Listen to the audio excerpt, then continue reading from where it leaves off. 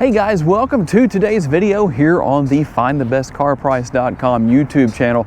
This is the 2022 Honda Ridgeline. This is the Black Edition, and I'll show you what exactly that package adds to this truck as we work our way through the video. And for those who may say it's not really a truck, well, here's the reality of what a truck really is. It's something that can haul people and haul cargo, and the Ridgeline does both. So for those who may not realize what this really is, well, it may not be able to be lifted and different things like that, like a lot of trucks can, but if you're looking for a truck that rides pretty much like a car but has the truck features and functionality, this is something you might want to consider. All right, let's take a quick look at this truck. As far as the Black Edition goes, it's going to be pretty obvious because you've got the Black Edition wheels, those black 18-inch wheels, the black door sash, the black trim around the windows, and even in the interior, you're going to find, first of all, we'll just take a quick look here at the Black Edition logo there on the seat backs here in the front for the driver and passenger. You're gonna have red interior lighting, and that's not all the red you're going to have. You also, hopefully you can see it on the screen right here. The sun's maybe in just the right place to give us a look at that red contrast in the seat. You also have the contrast stitching right there, and the black grille here on the front end really sets this truck off, as does the Black Edition logo. And there are no major exterior changes between 2021 and the 2022 model year, this being a 22. For 21, from the door pillar forward, right here forward, all of that was changed and really kind of made to look more truck-like, more boxy basically is what it amounts to. So here on the front end, of course, you're going to have LED headlights, LED fog lights. You'll also have those daytime running lights, and just an overall nice look to this truck. Okay, and under the hood is the 3.5 liter V6. Pretty powerful at 280 horsepower, 262 pound-feet of torque, mated to a 9-speed automatic transmission with a heavy-duty transmission cooler. And the gas mileage comes in at 18 miles per gallon city, 24 on the highway, combined total of 21. And according to Honda, for every 100 miles you drive, you should burn 4.8 gallons of gas as you go down the road in your Honda Ridgeline. Payload comes in between 1,509 pounds up to 1,583 pounds, and towing is not too terribly bad at 5,000 pounds, especially for being an all-wheel drive vehicle. And of course you can see that you have the dual rear exhaust right there. Now you can open this tailgate in the conventional manner, and we'll open that up real quick, but that's not the only thing you can do. Close that back up. Right down here under the all-wheel drive logo, there is, if I can find it, there it is, a little bit to the left, there is a latch, a release there that allows you to swing that tailgate open, as you can see. And there's a couple of advantages to that. Not only just for loading and unloading cargo, obviously, you also have the bed lighting here. There's lighting on each side. And you can have speakers installed in here from Honda, so that's a nice feature. But you also have the bed trunk right here, and I really like the fact that it's lockable, especially in this day and age. If you ever don't lock the tailgate, then, well, you might need to lock that and just make sure that it stays locked to be safe. But here is the bed trunk, and there are dividers available. They can go in each of these 3 slots right here that give you 4 different sections right here. Very nice. And the good thing about it is that you can put ice in here. You might not put ice in every single section, so if you divide that off, that gives you an advantage.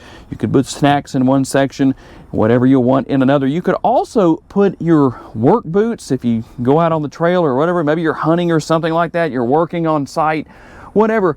And you have work boots that are dirty or just whatever's dirty that you need to hose off, you can do it right here. And the cool thing is once everything is done and you need to drain water, well, there you go, right there. You've got the built-in drain plug.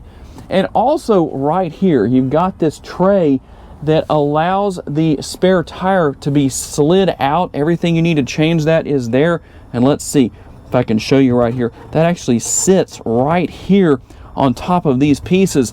You would never have an easy time getting that out if it wasn't for the fact that this tailgate opens as it does. So that's one of the reasons why that happens. Very, very unique feature, very useful for the design of this particular truck. And just in case anyone asks, because I didn't talk about it earlier, there are turn signal indicators built into the side view mirrors. And taking a look here in through the passenger side rear door, going to find that red contrast stitching right there. I really like how that sets off the black interior color. Notice there's not a door bin back here, but still some storage back here that you can definitely take advantage of as the rear seat passengers. Let's see if I can do this one-handed. You can put the 60-40 split rear seats up back here into a position like that. Just makes it so much easier to store things. Got the dual air conditioning vents here on the rear of the console, and also you're going to find some connectivity with the USB ports right there. A very comfortable rear seat area, by the way. And you also have the floor mats here that are part of the Black Edition package. We didn't talk about that earlier, but that's one extra thing that's going to help to keep this carpet nice and clean. This truck is meant to be taken into situations where there's mud and dirt and all that kind of stuff, but you can still keep the interior nice and clean. And here on the front door, you will find a rather large door bin and more of that red contrast stitching, as you can see right here. And just a quick look into the interior from the passenger side. Take a look in there. Kind of hard to see with that bag in there, so we'll pull that out and let you see a pretty deep glove box. Almost called it a console, but we don't want to get hit by the correction Nazis that are going to say that's not a console. Yeah, you make those mistakes sometimes when you're filming on the fly like this. But just to give a quick look at the passenger seat, and yes, that is a power seat, by the way. And here in through the driver's side door, pretty much the same thing. One thing you will find additional here is going to be seat memory. You've got two different settings for the seat memory. And if you're wondering how to open the gas door on the driver's side, there's your button to do that. You're going to have the controls to control or change the setting of your power side view mirrors right here. If you want to drive in econ mode, there you go.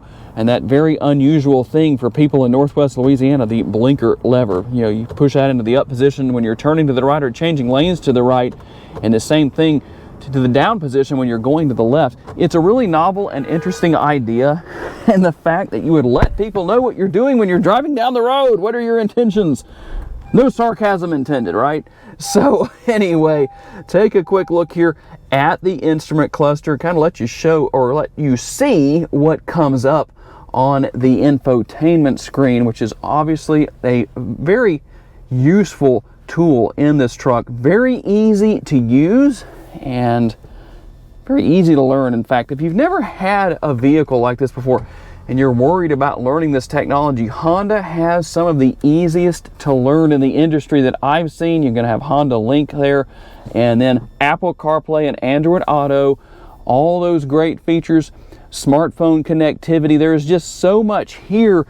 And you actually have tri-zone climate control, dual zone here in the front, single in the rear, and heated seats. We don't have ventilated seats on these trucks, at least not in the US. I believe they do in Canada.